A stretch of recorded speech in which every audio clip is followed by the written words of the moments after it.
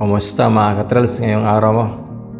Kung ikaw galing sa trabaho tulad ko, malamang ramdam mo rin ang pagod sa gitna ng traffic, ingay ng lansangan, at bigat ng mga iniisip natin sa buhay. Madalas na itatanong natin, saan nga ba ako makakahanap ng pag-asa? Saan ako kukuha ng lakas para bumangon uli bukas?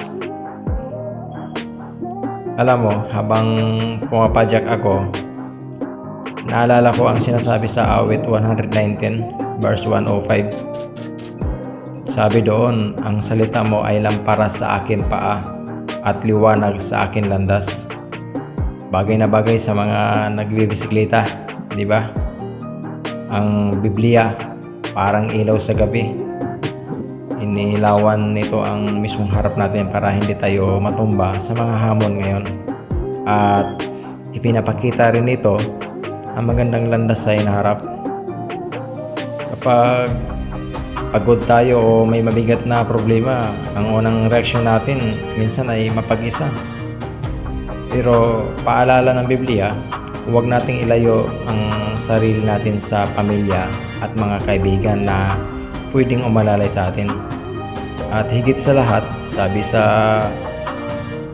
1 Pedro 5:7, ihagis natin kay Jehovah ang lahat ng ating alalahanin dahil nagmamalasakit siya sa atin. Hindi mo kailangan dalahin ang lahat ng bigat ng mag-isa habang pumapadyak sa buhay. Sa Hebreo 6 verse 19, sinasabi na ang pag-asang ibinibigay ng Diyos ay nagsisilbing angkla ng ating buhay, tiyak at matatag. Kahit anong bagyo o hirap ang dumaan ngayon, may pangako ang Biblia na malapit nang alisin ng kaharian ng Diyos ang lahat ng sanhi ng iyak at kirot.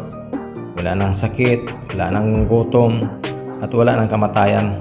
Yan ang hinaharap na nagpapapanatili sa ating matatag.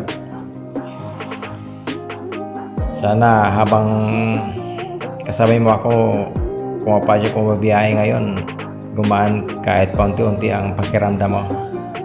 May pag-asa, kaibigan, huwag kang susuko. Kung nagustuhan mo ang kwento natin, mag-like at mag-subscribe ka naman.